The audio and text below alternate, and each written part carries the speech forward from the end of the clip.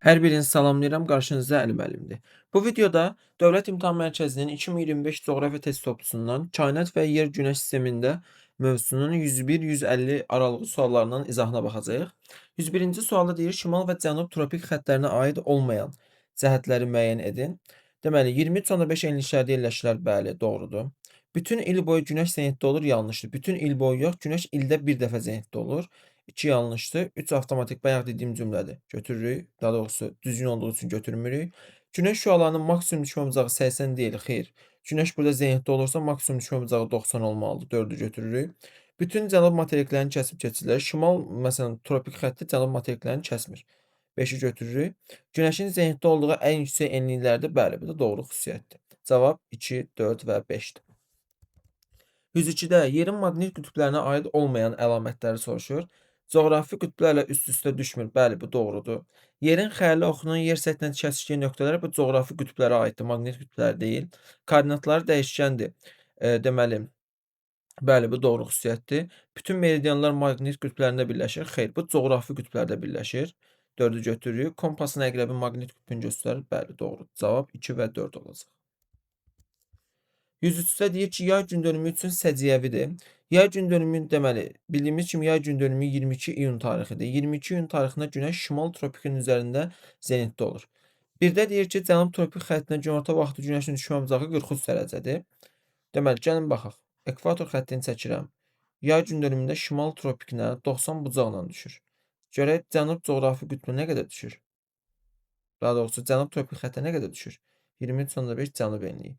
23.5-lərin şimalla 23.5 cənubu toplayırıq. Aralarında bunların 47 dərəcə fərq var. 90-dan da 47-ni çıxıram, eləyir 43 dərəcə. Demək ki, bu bir doğrudur. Cənub coğrafi qütbündə gecənin gündüzə bərabər olması, xeyr, bu yanlış xüsusiyyətdir. Cənub coğrafi qütbündə gecələr gündüzlərdən daha çoxdur. Daha sonra şimal coğrafi, ümumiyyətlə burada qütb gündüzləri müşahidə olunur, gecələr müşahidə olunur cənub coğrafi qütbündə. 3-də deyir ki, şimal coğrafi qütbündə qütb gecəsidir, yanlışdır, qütb gündüzü olmalıdır. 66.1 cənub enliyində qütb gecəsidir, bəli, bu doğru xüsusiyyətdir. Şimal qütb dairəsində qütb gündüzüdür, bəli. Cənub yarımkürəsində yay başlamır, yay gündönümündə cənub yarımkürəsində qış fəsli başlayır. Cavab 1, 4, 5-dir. Daha sonra 104-cü sual da eyni tipli sualdır. 105-ə baxaq. Deyir gecə gündüzün adi növbələşdiyi ölkələr. Ümumiyyətlə gecə gündüzün adi növbələşdiyi paralellər, növbələşmədiyini deyim. Növbələşmədiyi 66.5-90 aralığıdır. Bu aralıqda olmayan istənilən ölkəni götürə bilərik. Məsəl üçün, deməli İsveçrə bu aralığa düşmür, mülayim işıqlanma qurşağındadır. Kanadada pozulur qütb dairəsi xətti keçisinə görə ərazisinə. Burada qütb gecə gündüzləri pozulur. ABŞ-dan da Alyaska bölgəsindən qütb dairəsi keçir. Daha sonra Argentinanı götürəcəyik. Rusiyadan qütb dairəsi xətti keçir. Yeni Zelandiyadan mülayimdə yerləşir. Qütb dairəsi keçmir. Monqolistanda həmçinin. Finlandiyadan da qütb dairəsi keçir. Cavab 1, 4, 6, 7-dir. Əslində bu ölkələrin qütb dairələrində yerləşmə hissələri də var, amma yenə də hər ehtimala qarşı biz bunu belə götürdük. 106-cı sualda qütb gecə gündüzlərinin müşahidə olunduğu ölkələr deyirsə, 66.5-90 aralığında artıq olan ölkələr götürməliyik. Yəni belə deyim də, qütb dairəsinin keçməsi bəs eləyir. Buna misal göstərə bilərik İsveçi, İrlandiyadan keçmir, ABŞ-dan keçir, Uruqvaydan keçmir, Argentinadan keçmir, Yeni Zelandiyadan keçmir, Norveçdən, Finlandiyadan keçir. Cavab 1, 5, 6, 8-dir. Daha sonra 107 nömrəli test tapşırığına baxaq. 107-də deyir ki, yerin sxemdə verilən vəziyyətinə əsasən doğru fikirləri müəyyən edin. Gəlin baxaq hansı tarixdir. Yenə də sağ tərəfi görürsünüz ki, qaranlıqdır. Bura kölgədir. Deməli, daha doğrusu gecədir. Görürük ki, şimal qütbü qaranlığın içindədir, amma cənub qütbü qaranlıqda deyil. Deməli, şimal qütbündə qütb gecələridirsə, deməli, günəş cənub tropikinin üzərində zənitdə olacaq. Yəni 22 dekabr tarixini göstərir bu bizə. Deməli, birdə deyir ki, qış gündönümüdür. Bu tarixdən sonra cənub qütb dairəsi gündüzün uzunluğu qısalır. Bəli, doğrudur. Danimarkada gecənin uzunluğu Portuqaliyadakı nisbətən çoxdur. Baxaq. Deməli, şimal qütb işıqlanma qurşağında qütb gecələridir. Qütbə yaxınlaşdıqca gecələrin sayı artır. Qütbdən uzaqlaşdıqca gecələrin sayı azalır. Danimarkada gecənin uzunluğu Portuqaliyadakına nisbətən qısa ola bilməz. Çünki Danimarka qütbə daha yaxındır Portuqaliyadan. O zaman qütbə yaxınsa gecə daha çox olmalıdır. 2 yanlışdır. Şimal qütb dairəsində qütb gündüzüdür. Yanlışı qütb gecəsidir. Yaz gecə gündüz bərabərliyi günü deyil, bu qış gündönümüdür. Cənub tropikində qütb gündüzü doğrudur. Şimal tropik xəttinə günəşin düşmə bucağı 43 dərəcədir, doğrudur. Cavab 1, 5 və 6 olacaq. 108 nömrəli testdə deyir ki, yerin vəziyyətinə əsasən uyğun olmayan bəndi seçin. Yenə bayaqkı diaqramda 22 dekabr tarixidir. Deməli, aid olmayan deyir. Bunu izah eləməyim ya da bayaq aid olandı. Burada artıq onun aid olmayanını soruşur. Deməli, baxaq 109 nömrəli testdə. Qədim təsəvvürlərə görə yerin kürə formasında olmasını sübut edən əlamətlər. Dağlara yaxınlaşdıqca əvvəlcə onların zirvəsinin görsənməsi, bəli. Çünki əgər yer düz olsaydı, birbaşa dağ görsənərdi. Birinci zirvəsi görsənməzdi. Bu da onu göstərir ki, yer kürə formasındadır. İlin bütün fəsillərində hündür dağların zirvəsinin qarla örtülü olması iqlimlə əlaqədar bir şeydir. Bunun yerin kürə formasında olmasına aidiyyəti yoxdur. Ayın səthinə yerin kölgəsi, bəli, bunu sübutdur. Okean cəryanlarının şimal yarımkürəsinə sağa, cənub yarımkürəsinə sola meylənməsi bu Koriolis qüvvəsinə əlaqədardır. 4 yanlışdır. Yer səthindən yuxarı qalxdıqca üfüq dairəsinin genişlənməsi, bəli. Yerin qütblərdən basıq olması ümumiyyətlə buna aidiyyəti yoxdur. Cavab 1, 3 və 5-dir. 110 nömrəli testə baxaq. 110-da deyir ki, ekvatora xas olmayan əlamətlər ən böyük paraleldir, doğrudur. Bizə səhv cavab lazımdır. İl boyu günəş zenitdə olur, yanlışdır. Günəş 21 mart və 23 sentyabrda zenitdə olur. İldə bir dəfə qütb gündüzü müşahidə olunur. Ümumiyyətlə qütb gündüzləri və gecələri anlayışları qütblərə aiddir. Adı üstündə ekvatorda olunur. Meridianlarla düzbucaq altında kəsişir, doğrudur. Coğrafi enliklər ekvatordan başlayaraq hesablanır, doğrudur. Şimal tropiki ilə aralarındakı məsafə 2800 kilometrdir. Gəlin baxaq. Şimal tropiki ilə ekvator buradır. Şimal tropiki 23,5-dir. Bunların arasında 23,5 dərəcə fərq var. 23,5-i biz kilometrə çevirmək üçün 111-ə vursaq, bu da eləyəcək 2608,5. 2800 deyil, bu da səhvdir. Cavab 1, 3 və 6-dır. Daha doğrusu 2, 3 və 6-dır. 111-də coğrafi enliyi verilib, günəşin maksimum və minimum düşmə bucaqlarını doğru şəkildə tapmalıyıq. Deməli, gəlin biz ilk olaraq bunun asan yoluna baxaq. Əgər enliyi 23,5 şimal enliyi ilə 23,5 cənub enliyinin arasındadırsa, orada maksimum düşmə bucağı 90 olmalıdır. İndi baxaq onlara. Deməli, 0-dadırsa maksimum düşmə bucağı 90-dır. Burada da 90 doğru verilib. Digərlərinə baxaq. Deməli, məsəl üçün burada 0-da minimum düşmə bucağı səhv verilib. 23,5 deyil ekvatorda. Gəlin baxaq, niyə? Deməli, ekvatoru çəkirəm. Ekvatordan günəş maksimum hara qədər uzaqlaşa bilər? Şimal tropikinə qədər və yaxud cənub tropikinə qədər. Bura günəşin düşmə bucağını 90 dərəcə götürsək, deməli, ekvatorla tropik arasında 23,5 dərəcə fərq var. 90-dan 23,5-ə çıxıram, eləyir 66,5 dərəcə. Deməli, bura minimum düşmə bucağı 23,5 yox, 66,5 olmalıdır. 2 yanlışdır. Deməli, daha sonra biz burada 5-də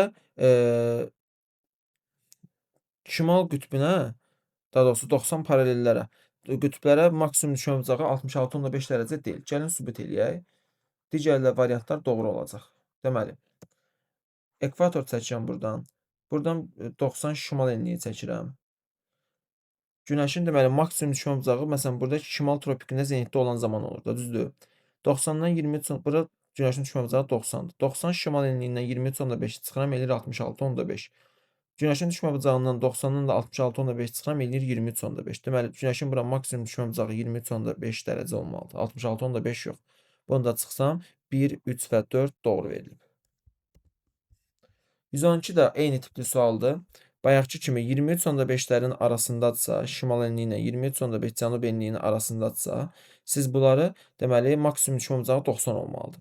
Deməli, məsəl üçün ekvator görürsüz bu aralıqdadır. Maksimum düşmə bucağı 83,5 verilib, 90 olmalıdır. 10 paraleli görürsüz bu aralıqdadır. Maksimum 90 olmalıdır, getdi. Daha sonra 50 paraleldə maksimum düşmə bucağı 90 ola bilməz. Ona görə də bu da səhvdir. Hə, bizdən pozulduğu cavabları soruşur sonsuzda. 2, 3, 4-dür cavab.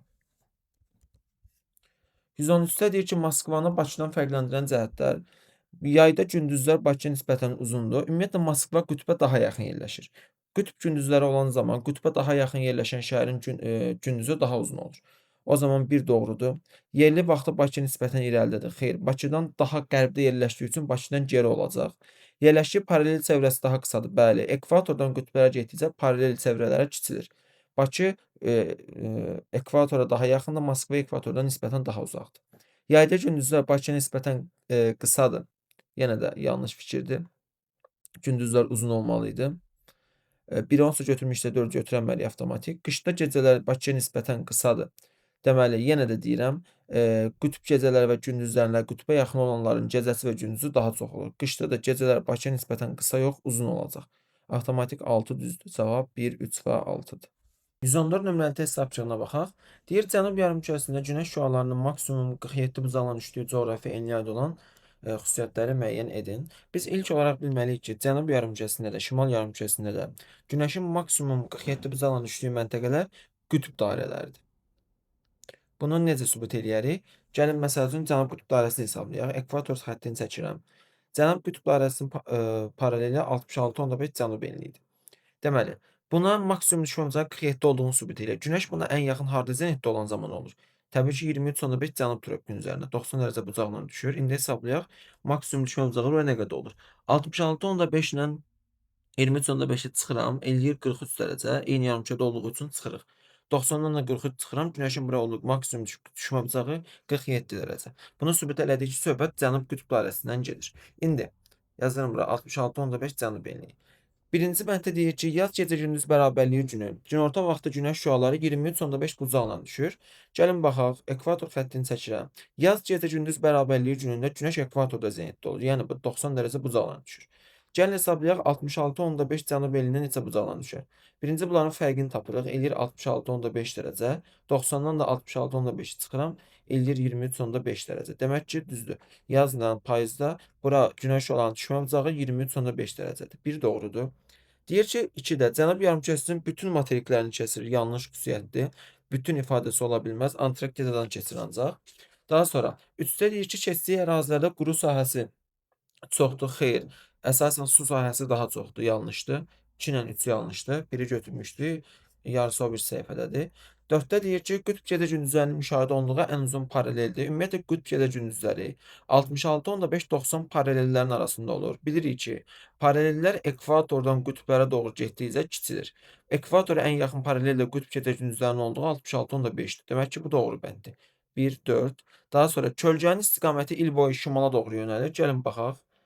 Deməli, bura 66.5 cənub enliyidir. Günəş 23.5 tropiklərin arasında zenitdə olur. Günəş ancaq bu iki paralelin arasında, yəni tropik işıqlanma qurşağında gedib gəldiyi üçün Günəşi 66.5 cənub enliyi ancaq özündən şimalda görür. Şimalda Günəşi görürsə, kölgəsi hər zaman cənuba yönəlir. O zaman bu şimala ola bilməz. Kölgə deməsəydi, Günəş desəydi doğru idi. Amma kölgə şimalda, Günəş şimaldadırsa, kölgə cənubdadır. 5 yanlışdır. 6-da deyir ki, gecə-gündüzün adi növbələşməsinin pozulduğu ərazinin şimal sərhədidir. Gecə-gündüzün adi növbələşməsi 66.5-90 paralellərin arasında olur. Baxın, bu aralıqda olur. Bəli, bu işıqlanma qurşağını da deyirlər qütb işıqlanma qurşağı. Qütb işıqlanma qurşağının da şimal sərhədi 66.5 cənub enliyidir. Doğrudur. Cavab 1, 4, 6. 115-də deyir ki, qış gündönümünü yay gündönümündən fərqləndirən xüsusiyyətləri müəyyən edin. Deməli, qış gündönümü bildiyimiz kimi 22 dekabr tarixidir. Yay gündönümü 22 iyun tarixidir. Bir də deyir ki, günorta vaxtı günəş şüalarının 60 bucaqla düşdüyü məntəqələri yalnız cənub yarımkürəsindədir. Xeyr, yalnız ola bilməz. Həm qış gündönümündə, həm də yay gündönümündə fərqi yoxdur. Həm şimalda, həm cənubda 60 bucaqla düşən məntəqələr ola bilər. Bu yanlışdır. Fərqli xüsusiyyət lazımdır bizə. Ən uzun paralelə günəşin düşmə bucağı 66.5 dərəcədir. Ən uzun paralel ekvatordur. Həm yay gündönümündə, həm qış gündönümündə günəş ekvatora eyni bucaqla düşür. Bu oxşar xüsusiyyətdir. Şimal qütb dairəsində qütb gecəsidir, bəli. Şimalda qış olduğu üçün qütb gecəsidir. Tayland, Laos, Filippində günorta vaxtı cismin kölgəsi şimala yönəlir. Bu fərqli xüsusiyyətdir, bəli. Çünki niyə? Cənub tropikinin üzərində zenitdə olur və bu ölkələr Günəşi özündən cənubda gördüyü üçün kölgəsi şimalda olur, doğrudur. Bu tarixdən başlayaraq cənub yarımkürəsində gündüzlər uzanmağa yox, əksinə qısalmağa başlayır. Çünki qış 22 dekabrdan sonra artıq 21 marta doğru gedir tarix və gündüzlər qısalmağa başlayır. Ekvatora doğru gedir Günəş. Osloda gecənin uzunluğu Madriddən çoxdur, bəli. Çünki niyə? Şimal qütb işıqlanma qurşağında qütb gecəsidir. Oslo Norveçdir, Madrid İspaniyadır.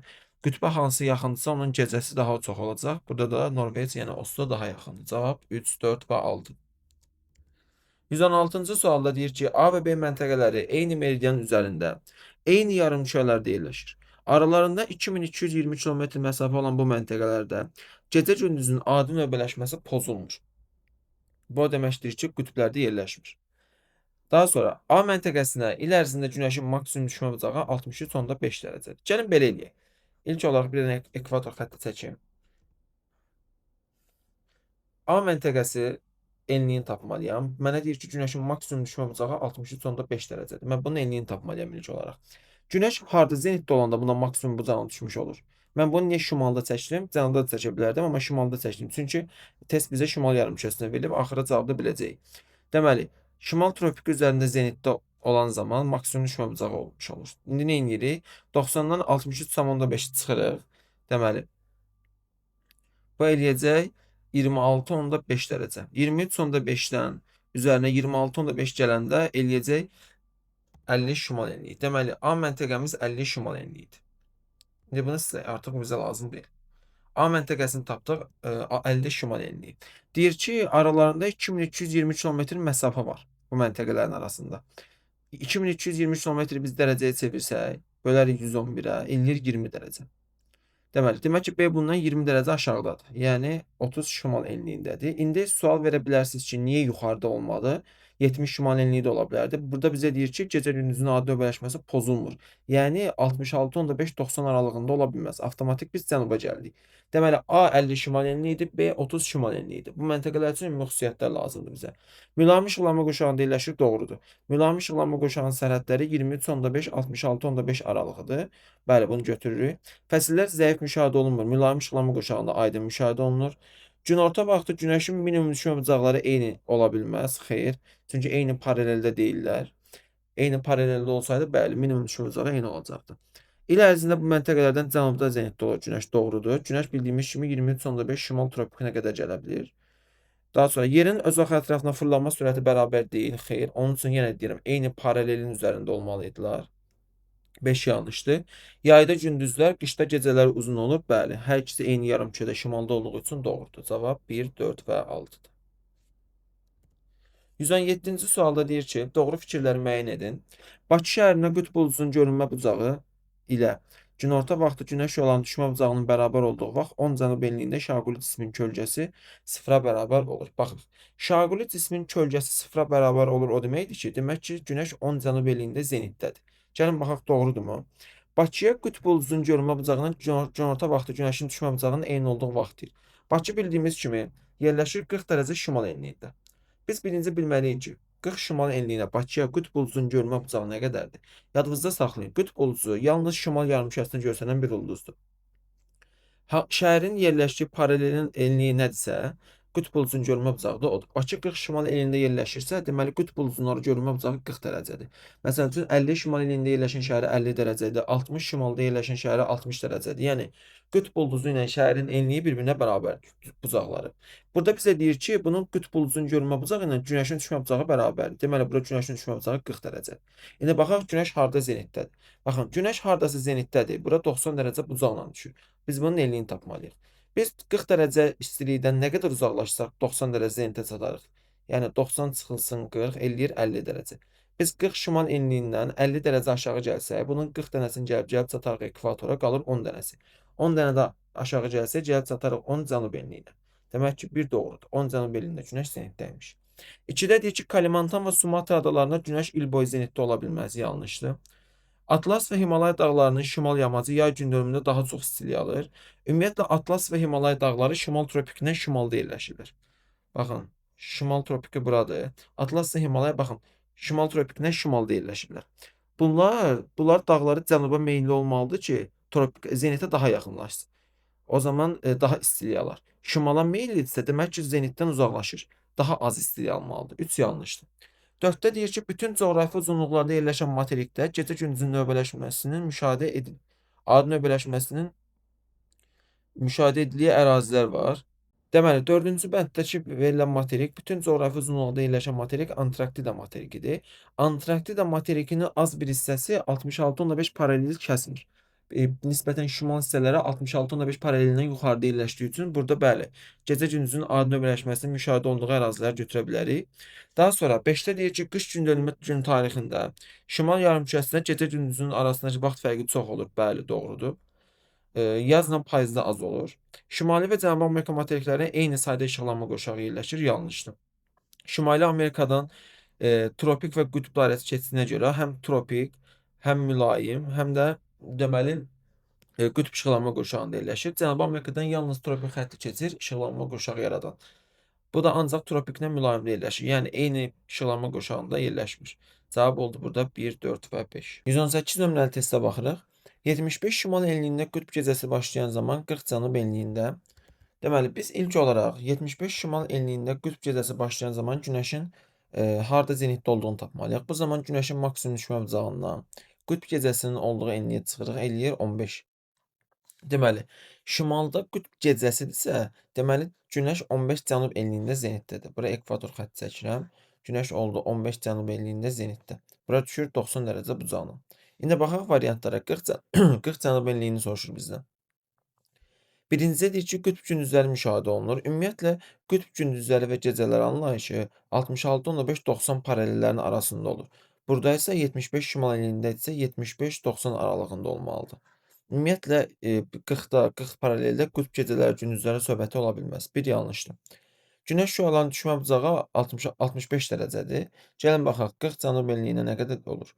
Deməli, 40-dan 15 çıxanda eləyir, deməli 25 dərəcə. 90-dan da 25 çıxanda eləyir 65 dərəcə. Bu doğrudur.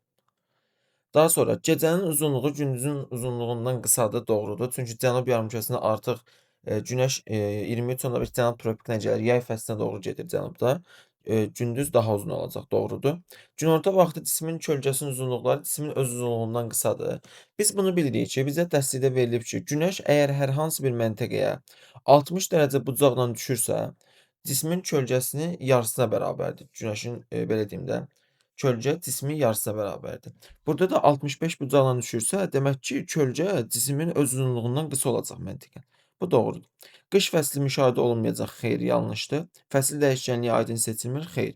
40 cənub enliyi mülayim işıqlanma qurşağına düşür və mülayim işıqlanma qurşağında fəsil dəyişkənliyi aydın müşahidə olunacaq. Cavab 2, 3 və 4-dür. 119 nömrəli test tapşırığında fəsillərin aydın müşahidə olunduğu ərazilər, fəsillər 23.5, 66.5 paralellərdə, yəni mülayim işıqlanma qurşağında aydın seçilir. Bura düşəcək 2 tropik işıqlanma qurşağıdır, 6 tropikdir, 3 tropik işıqlanma qurşağıdır. Burada 5 mülayimdir, 1 mülayimdir, 4 mülayim işıqlanma qurşağıdır. Cavab 1, 4, 5 olacaq. 120-ci sualda deyir ki, sxemdə A və B arasında ən qısa məsafə 8880 kilometrdir. B-nin yerləşdiyi enliyə aid olan xüsusiyyətləri müəyyən edin. B yerləşir 40 şimal enliyində gördüyümüz kimi. Birdə deyir ki, payız gecə-gündüz bərabərliyi günü, günorta vaxtı ora günəşin düşmə bucağı 10 dərəcədir. Payız gecə-gündüz bərabərliyi günü günəş ekvatorda zenitdə olur. Bura 90 bucaqla düşür. Baxaq 40 şimal enliyinə nə qədər düşər? Birinci bir ekvatorla 40 şimal enliyi arasında məsafəni tapırıq 40 dərəcə. 90-dan 40 çıxanda eləyir 50 dərəcə. Demək ki, 10 dərəcə deyil, 50 dərəcədir. Bir yanlışdır. Şimal qütbündən 5550 kilometr məsafədə yerləşir. Bəli. Şimal qütbü 90 şimal enliyidir. 40-dan 90 şimal enliyinə 50 dərəcə fərq var. 111-ə vuranda eləyir 5550. Doğrudur. Yay gündönümü günü günorta vaxtı günəşin düşmə bucağı 56.5 dərəcədir. Bu da yanlış xüsusiyyət olacaq. Gəlin göstərək. Yay gündönümü günü günəş şimal tropikinin üzərində zenitdə olur. Bura düşür 90 dərəcə bucaqla. Baxaq 40 dərəcə şimal enliyinə neçə bucaqla düşür? 23.5-dən 40-ın fərqini tapırıq. Bunlar eləyir 16.5. 90-dan da 16.5 çıxanda eləyir 73.5 dərəcə. Deməli, 56.5 ola bilməz. 3 yanlışdır. Qış gündönümündə günəşin düşmə bucağı 26.5-dir. Bu doğrudur. Gəlin hesablayaq. Deməli, bunu da silək. 40 şimal enliyi. Qış gündönümü günəş cənub tropiki üzərində zenitdə olur. Bura 90 dərəcə bucaqla düşür. 40 ilə 23.5 arasındakı birinci fərqi tapırıq. Fərqli yarımçı olduğu üçün toplayırıq, eləyir 63.5. 90-dan 63.5 çıxanda eləyir 26.5 dərəcə. Deməli, bu doğrudur. Qütb gündüzün görünmə bucağı 50-dir. Xeyr. Qütb gündüzü hansı enlikdədirsə, o enliyin, belə deyim də, coğrafi enliyinə bərabərdir. Qütb ulduzun görünmə bucağı. 40 şimal enliyində 40 bucaqla görsənməlidir. 50 şimal enliyində 50 bucaqla, 60 şimalda 60 bucaqla. Yəni 40 şimal enliyində isə 40 bucaqla görsənəcək. 5 yanlışdır. Mülayim işıqlanma qurşağında yerləşir, doğrudur. Mülayim işıqlanma qurşağı 23.5, 66.5 aralığıdır və 40-da bu aralığa düşür. Cavab 2, 4 və 6 olacaq. 121 də onunla eyni tipli məsələdir. Gəlin 122-yə baxaq. 122-ci sualda A və B məntəqələrinə aid olan xüsusiyyətləri soruşur. Əslində bu da ondan eyni tipli, amma gəlin baxaq buna. Deməli, yaz gecə gündüz bərabərliyi günü günəşin düşmə bucağı eynidir. Günəşin düşmə bucağı eyni olması üçün yaz gecə gündüz bərabərliyi gündə bildiyimiz kimi günəş ekvatorda zenitdə olur. Bura 90 bucaqla düşür. A ilə B-nin hər ikisi belə eyni paralelin üzərində yerləşməlidir. Ekvatorda məsafələr eyni olmalıdır. B 20 şimaldır, A 20 cənubdur. İkisi də ekvatordan 20 dərəcədə məsafədə yerləşdiyinə görə bəli, yaz gecə gündüz bərabərliyi günü hər ikisinin düşmə bucağı eynidir. Qış gündönümü günü eyni miqdarda istilik ala bilməzlər. Qış gündönümü günü günəş cənub tropikində zenitdə olur. Baxın, burada olur zenitdə. A daha çox istilik alır. B ondan daha uzaqdır. 2 yanlışdır. Ekvatordan məsafələr eynidir, doğrudur. Yerli vaxt fərqləri 1 saatdır. Gəlin baxaq. İkisi də eyni meridianda yerləşdirlər. Yox, üzr istəyirəm. B yerləşir 30 qərb uzunluğunda, A yerləşir 15 qərb uzunluğunda. Bunlar ikisi də qərb olduğu üçün 30-dan 15-i çıxıram, eləyir 15 dərəcə. Buna saata çevirmək üçün bölürəm 15-ə, eləyir 1 saat. Çünki 1 saatımız 15 dərəcəyə bərabərdir. Yerli vaxt fərqləri 1 saatdır, doğrudur. Cənub qütbünə olan məsafələri eyni deyil. Xeyr, A cənub qütbünə daha yaxındır. Yerli vaxtları 45 dəqiqədir. Biz avtomatik 3-ü götürmüş, 4-ü götürmüşüksə 6-nı götürə bilməyəcəyik artıq. Cavab olacaq 1, 3 və 4. 123 nömrəli suala baxaq. Gəlin baxaq, sxemdəki yer kürəsinin vəziyyəti hansı tarixi göstərir? Gördüyümüz kimi bu sağ tərəf qaranlıqdır. Qaranlıq tərəfdə görürük ki, şimal qütbüdür, amma cənub qütbü qaranlıq deyil. Deməli, şimal qütbündə qütb gecələridirsə, günəş cənub tropikinin üzərində zenitdə olacaq, yəni 22 dekabr tarixidir. Baxaq. Cənub yarımkürəsində yay başlanır, doğrudur. Şimal yarımkürəsi xeyr, günəşə doğru çevrilməyib, cənub çevrilib. Şimal yarımkürəsində ən uzun gündüz yox, ən uzun gecə olar. Çünki şimalda qış fəslidir. 23.5 cənub elində yerləşən dirəyin kölgəsi olmur. Bəli, doğrudur. Günəş harda zenitdədirsə, orada kölgə olmur. Cənub yarımkürəsində ən uzun gündüzdür. Bəli, çünki orada yaydır. Şimal yarımkürəsində yay yox, qış fəsli başlanacaq. Cavab 1, 4 və 5-dir. 124 nömrəli suala baxaq. 124-də də yenə bununla eyni tipli məsələdir 123-dən. Sadəcə birini aid olanda bu aid olmayan versiyasıdır. Gəlin 125-ə baxaq. 125-ci sualda deyir ki, şimal yarımkürəsində olan səyyah günorta vaxtı kölgənin 180 azimutu göstərdiyini müşahidə etdi. Səyyahın hansı coğrafi enlilikdə ola biləcəyini müəyyən edin. Gəlin buna baxmamışdan qabaq bir qayda xatırlayaq. Günəş yalnız 23.5 şimaldan 23.5 cənub, yəni tropiklər arasında, yəni tropik işıqlanma qurşağında zenitdə olur. Düzdürmü? Baxın, məsəl üçün 23.5-dən yuxarıda olan hər hansı bir məntəqə, məsəl üçün Bakı, günəşi özündən cənubda görür. Demək ki, bunun kölgəsi özündən günəşi cənubda görürsə, kölgəsi yalnız şimalı göstərir. Bu bizə deyir ki, sən elə məntəqələr seçməlisən ki, kölgə cənubu göstərsin. Deməli, biz element həm də şimal yarımkürəsi olmalıdır. Deməli, bizim məntəqəmiz elə məntəqələr olmalıdır, şimal olsun. Günəş kölgə həm də cənuba düşə bilsin. Bu ancaq şimal tropiki ilə ekvatorun arasında olan məntəqələr ola bilər. Niyə? Məsəl üçün, gəlin baxaq variantlara. Məsəl üçün, 12 şimal enliyi. Tutam ki, günəş 12 şimal enliyində zenitdə olsa, düzdür? Məsəl üçün, mən tutam ki, 10 şimal enliyində dayansam, məsəl üçün, buralarda dayansam, günəşi özümdən şimallı görəcəm. Kölgə də avtomatik cənubda olacaq.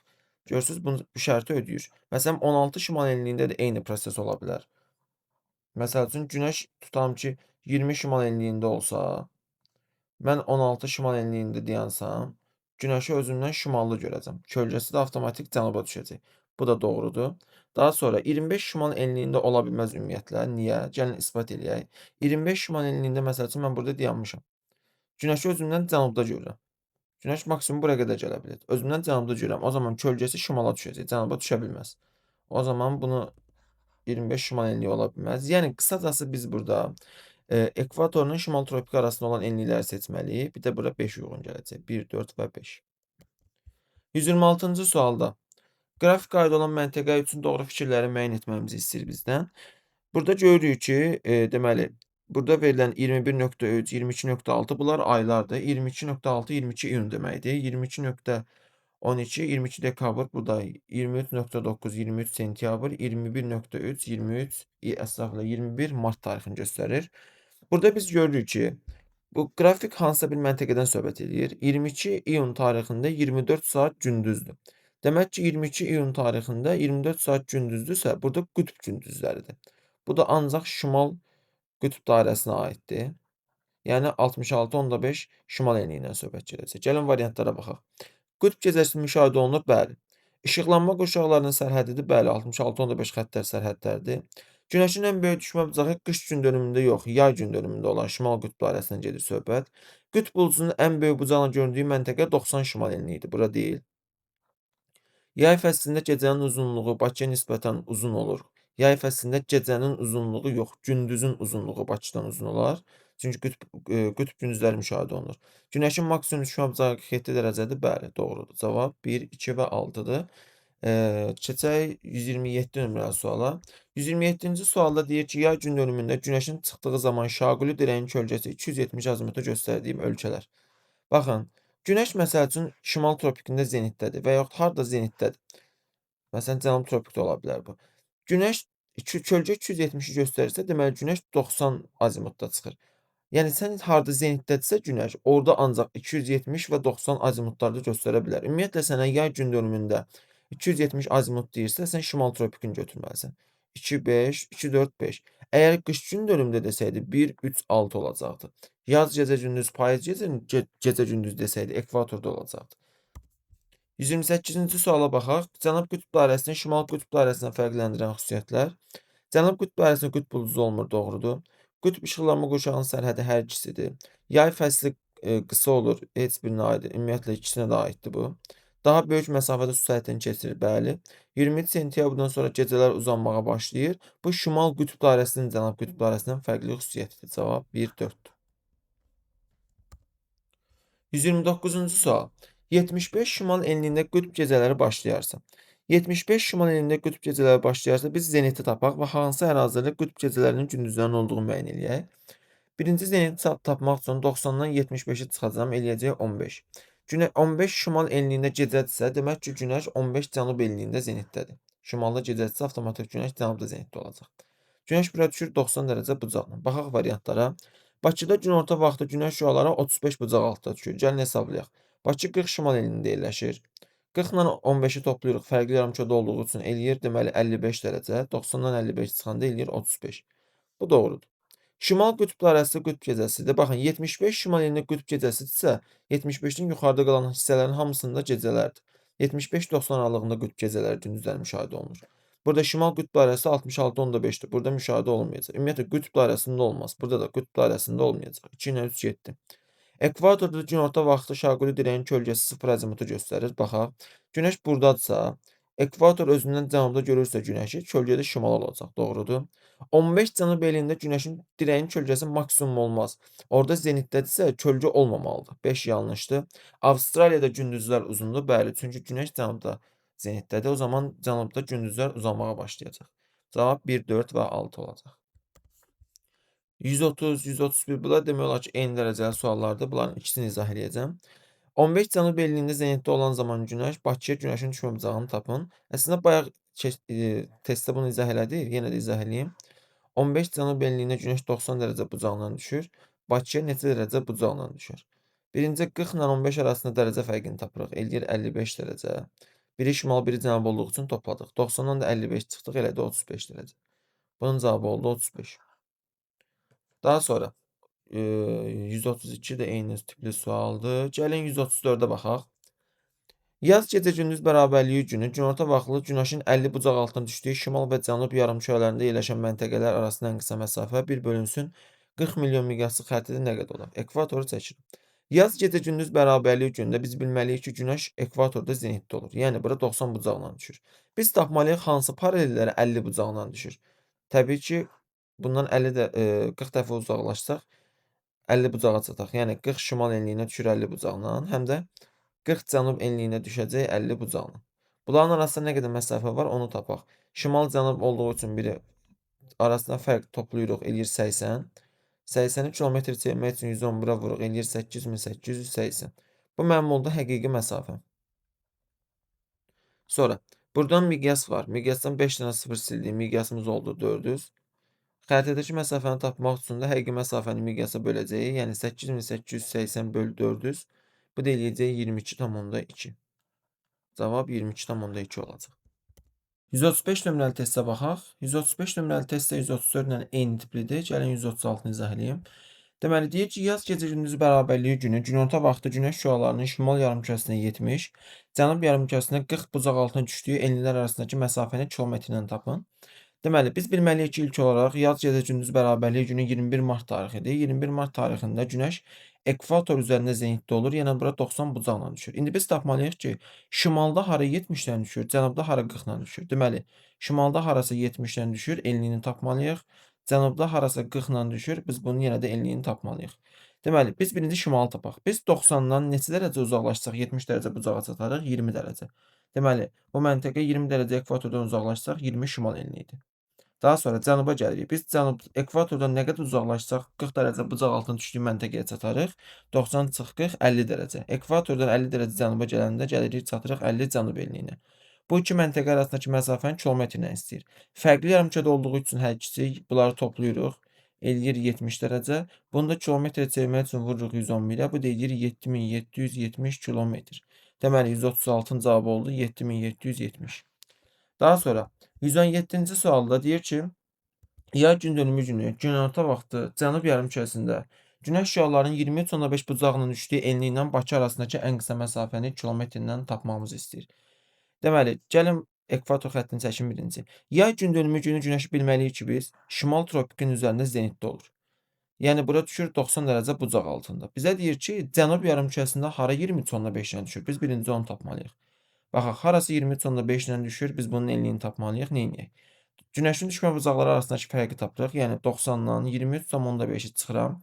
Eləyir 66,5 dərəcə. Deməli, mən 23,5 şimaldan 66,5 dərəcə cənuba gəlsəm, deməli, gəlib çataram günəşin 23,5 bucağına düşdüyü məntəqəyə. Buradan 66,5 dərəcə aşağı gəlsəm, gəlib çataram, deməli, 43 cənub enliyinə. Buranı tapdım. İndi burayla Bakı arasındakı ən qısa məsafəni deyir. Bakıda yerləşir 40 şimal enliyində. Biri şimaldır, biri cənubdur. Fərqli yarımkürədə olduğu üçün biz bunları toplayacağıq. Yəni 40 plus 43 eləyir 83 dərəcə. Bunu da kilometrə çevirmək üçün 83-ü 111-ə vuracağıq. Eləyəcək deməli 9213 kilometr. Deməli 137-ci cavab oldu 9213 kilometr. Daha sonra 138-də deyir ki, yay gündönümü günü günorta vaxtı 6 cənub elində yerləşən Cakartaya və Pekinə günəşin düşmə bucağı arasındakı fərqi tapın. Yenə də ekvator xəttini çəkirəm. Yay gündönümü günü günəş şimal tropikinin üzərində zenitdədir. Bura düşür 90 dərəcə bucaq altında. Deməli, birinci Pekini tapaq. Pekin şimal yarımkürəsində daha rahatdır. Pekin şəhəri yerləşir 40 şimal enliyində. Bura günəşin düşmə bucağını tapaq yay gündönümündə. Deməli, bunlar eyni yarımkürədə olduğu üçün bunları çıxdıq. Arasındakı fərq elədi 16,5 dərəcə. 90-dan da 16,5-i çıxdım, eləyir 73,5 dərəcə. Deməli, bunların Pekinə günəşin düşmə bucağı yay gündönümündə 73,5-dir. İndi Cakartanı tapaq. Cakarta 6 cənub enliyində yerləşir. Bunu silək ki, qarışmasın beynimiz. Deməli, nə edirik? Zenitdə olan məntəqə ilə bizdən soruşulan məntəqə fərqli yarımkürədə olduğu üçün bunları toplayırıq. Yəni 23,5-in üzərinə gəlirik 6, eləyir deməli 29,5 dərəcə. Aralarında fərq var. 90-dan da deməli 29,5 dərəcəni çıxanda eləyəcək 60,5 dərəcə. Deməli 90-dan 29,5 çıxdıq, elədi 60,5 dərəcə. Deməli, Cakartaya da günəşin yay gündönümünə düşmə bucağı 60,5 dərəcədir. İndi bunların arasındakı fərqi bizdən istəyir. Yəni 73,5-dən çıxacaq 60,5-i, bu da eləyəcək 13 dərəcə. Aralarında deməli 13 dərəcə vaxt dərəcə fərqi var. Günəşin düşmə bucağı arasındakı fərq var. 139 da bununla eyni sualdır. 140-a baxaq. Deyir ki, Bakıda günəş şüalarının günorta vaxtı düşmə bucağının qütb ulduzuna görünmə bucağına bərabər olduğu vaxt 33 cənub eliyinə günəşin düşmə bucağını tapın.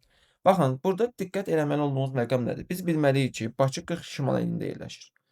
Ümumiyyətlə qütb ulduzunun görünmə bucağı həmin şəhərin enliyinə bərabərdir. Yəni Bakı 40 şimal enliyində yerləşirsə, deməli Bakı günəş qütb ulduzunun görünmə bucağı 40 dərəcədir. Məsəl üçün 60 şimal enliyində yerləşən şəhərə 60 dərəcədir, 70 şimalda yerləşən şəhərə 70 dərəcədir və qütb ulduzu cənubda görsənmir.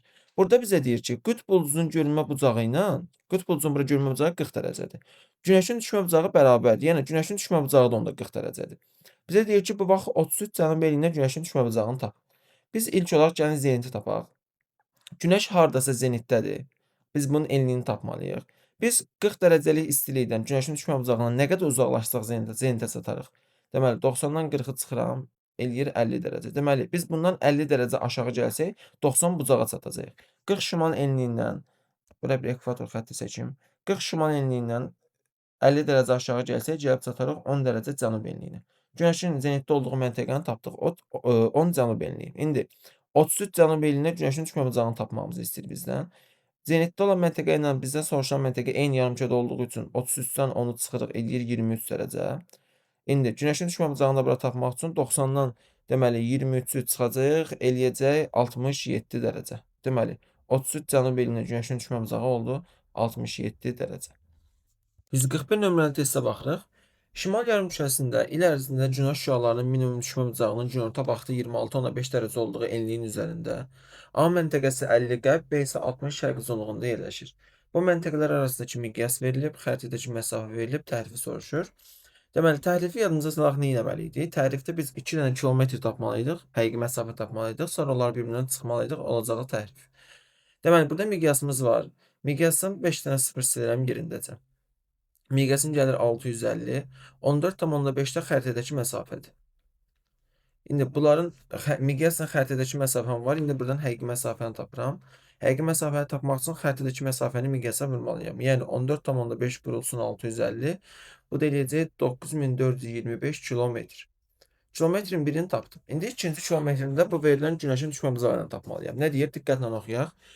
Şimal yarımkürəsində günəş şüalarının minimum düşmə bucağının 26,5 dərəcə olduğu enliyin üzərində ekvator xətti çəkirəm. Baxaq.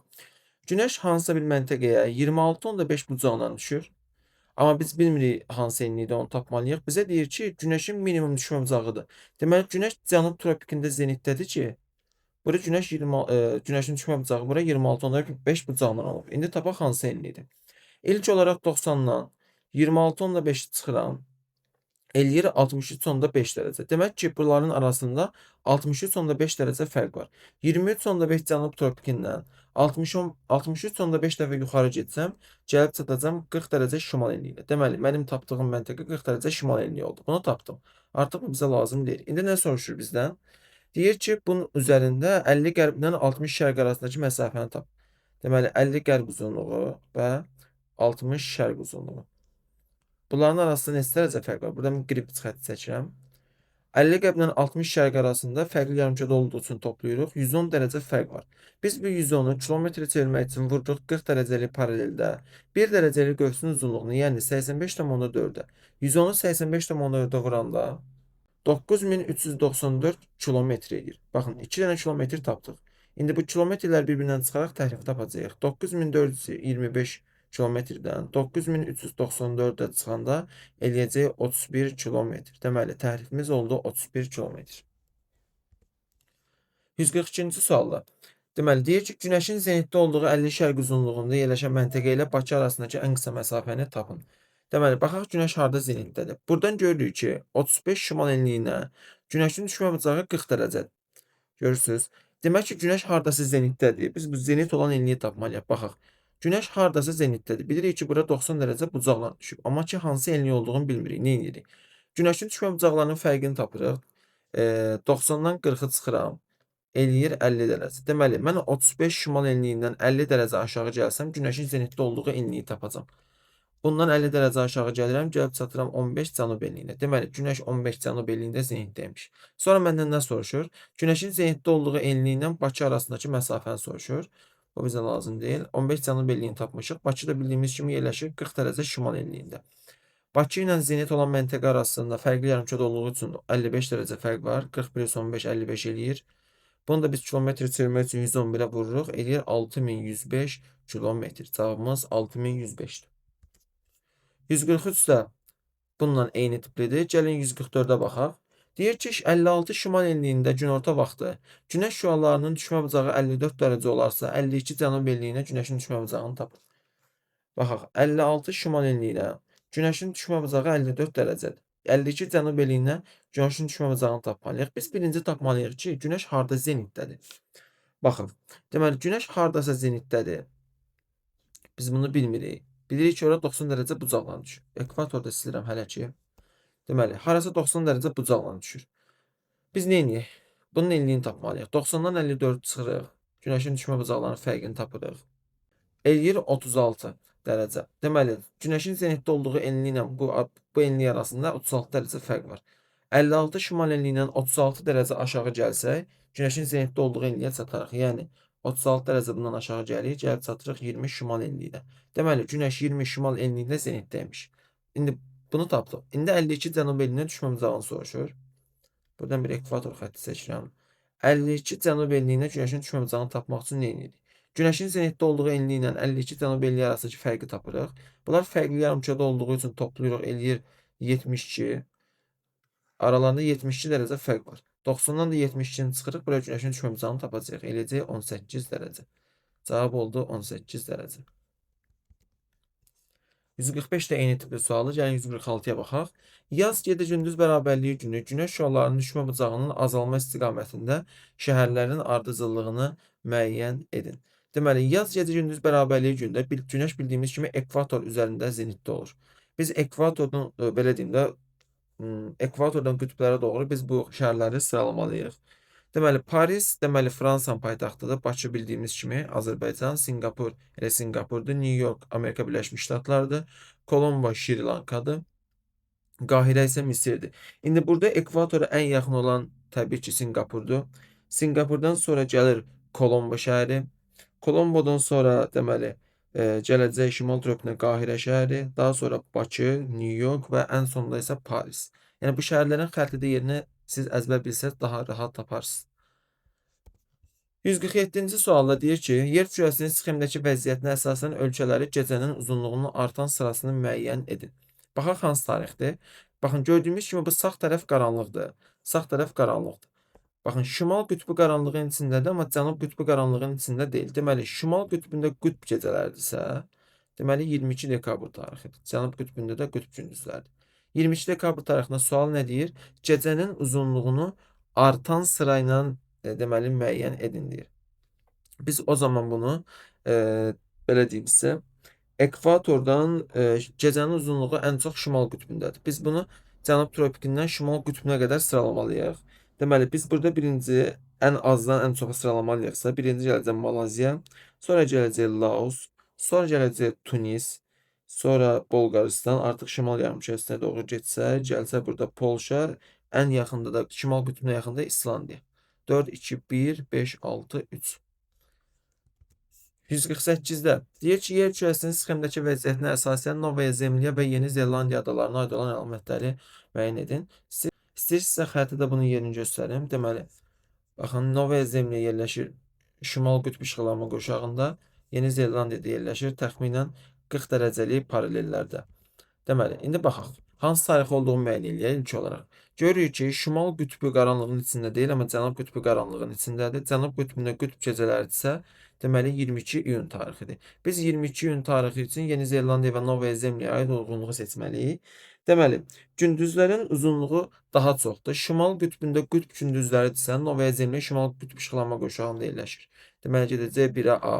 Qış fəsli müşahidə olunur təbii ki, cənub yarımkürəsində. Yeni Zelandiyada qütb gündüzləridir Novaya Zemliya adasında, yəni şimal qütb işıqlanma qurşağında. Günəş şüalarının günorta vaxtı düşmə bucağı minimum həddədir. Təbii ki, Yeni Zelandiyada, çünki orada qış fəslidir. Gecə gündüzün adi növbələşməsi baş verilir. Təbii ki, Yeni Zelandiyada olacaq. Çünki niyə? Novaya Zemliya qütb işıqlanma qurşağında yerləşir. Qütb işıqlanma qurşağı daxilində gecə gündüzün adi növbələşməsi pozulur. Amma ki, digər paralellərdə isə pozulmur. Yeni Zelandiya isə təxminən 40 dərəcəlik paraleldə olduğu üçün burada gecə gündüzün adi növbələşməsi baş verəcək. 1 AC, 2 BD'yi. Daha sonra 149-cu suala baxaq. Son 2 sual qalıb, səhv eləmirəmsə. Bəli, son 2 sual qalıb. 149-da deyir ki, uyğunluğu müəyyən edin. Deməli, şimal mülayim işıqlanma qurşağı, tropik işıqlanma qurşağı, şimal qütb işıqlanma qurşağı. Gecə günəş zenitdə olmur. Gecə gündüzün adi növbələşməsi pozulmur deyirsə, qütbdə pozulur. Şimal mülayim işıqlanma qurşağına gedəcək. Günəşin zenitdə olduğu da yalnız tropikdir. Gecə gündüzün adi növbələşməsi pozulur qütb işıqlanma qurşağında. Xəzər və Qara dəniz yerləşir təbii ki, şimal mülayim işıqlanma qurşağında. Cənubi Amerikanın cənub ucqar nöqtəsi yerləşir. Tropikdə yerləşmir. Ümumiyyətlə, Cənubi Amerikanın cənub ucqar nöqtəsi heç şimal yarımkürəsində deyil. Avtomatik 1-dən 3-ə gedə bilməz. Tropikdən də cənubda yerləşir. Ona görə də bu heç birinə aid deyil. Günəş il ərzində günorta vaxtı üfüqün həm cənub, həm də şimalına görünə bilər. Bu yalnız tropik işıqlanma qurşağına aiddir. Çünki Günəş burada zenitdə olur. Cavab 1A, C, 2Y, 3B. Gələk son suala. Payız ya da gündüz bərabərliyi günü Kolombo şəhərində səhərdir. Bu zaman hansı coğrafi uzunluqlarda axşam, günorta və gecə yarı olduğunu soruşur bizdən. Deməli, bizə deyir ki, 80 şərq uzunluğunda, bir dəqiqə buradan çəkək. 80 şərq uzunluğunda bizə deyir ki, səhər, yəni səhər 06:00-dır. Qeyd edeyim ki, axşam 18:00, söhbət payız ya da gündüz bərabərliyi gündən gedir. Günorta 12:00-dır, gecə yarıda 24:00-dır. İndi biz birinci tapaq harda səhər, üzr istəyirəm, harda günortadır. Günortadırsa, demək ki, saat 12:00-dır. Demək ki, saat bundan qabaqdadır. Bildiyimiz kimi şərqə getdikcə saat artmalıdır. Bundan şərqdə yerləşəcək deməli günortanın olduğu məntəqə. Burada hansısa məntəqədə saat 12:00-da biz bunu tapmalıyıq. Bunların arasında 6 saat fərq var. 6 saatı dərəcəyə çevirək. 6 vur 15, çünki 1 saat 15 dərəcə deyir, 90 dərəcə. 80 şərq uzunluğundan 90 dərəcə şərqə gedəndə çatırıq 170 şərq uzunluğuna. Deməli 12:00 170 şərq uzunluğundadır. Yəni günortadır, 170 şərq uzunluğu. 2-yə gedir C. Daha sonra bunu tapdıq. İndi tapmalıyıq harda axşamdır. 18:00-dır. Avtomatik biz 18:00-dırsa biz qərb yarımkürəsinə keçməli olacağıq. Niyə? Məsəl üçün bundan 18:00 arasında deməli 6 saat fərq var. 6 vurulsun 15, yəni eləyir 90. İndi biz bu 170 şərqdən maksimum 180-ə qədər gedə bilirik. Gəlin bu 180-ni gedək bunu. Deməli, baxın biz burada 90 dərəcə getməliyik şərqə. Bu 90-ın 10 dərəcəsini gedək, gəlib çataq 180-ə. Qalır yerdə 80-i. Düzdürmü? 180-dən də 80 dərəcə şərqə gedəndə gəlib çatacağıq 100 qərb uzunluğuna. Deməli, burada olacaq 100 qərb uzunluğunda olacaq axşam 18:00. Gecə yarıda deməli 170 şərq uzunluğunda baxın 12:00-dırsa, onun əks meridianı burada gündüz 12-dirsə, onun əks meridianı olan 10 qərb uzunluğundaysa, olacaq 24:00, yəni gecə yarı. Bunu niyə belə elədik? Məsəl üçün, tutalım ki 50 şərq uzunluğu saat 16:00-dır. Yəni gündüz 4-dür. Bunun əks meridianı olan 130 qərb uzunluğunda gecə 4 olacaq. Yəni 04:00 olacaq. Yəni əks meridianlarda belə deyim də eyni saat dilimidir, sadəcə biri gündüzdür, biri gecədir. Burada saat 12:00-dırsa, gündüz 12-dirsə 170 şərqdə. Bunun əks meridianı olan 10 qərb uzunluğunda da gecə 12 olacaq. 24:00. Ona görə biz bunu deməli 3-ə yeni götürdük.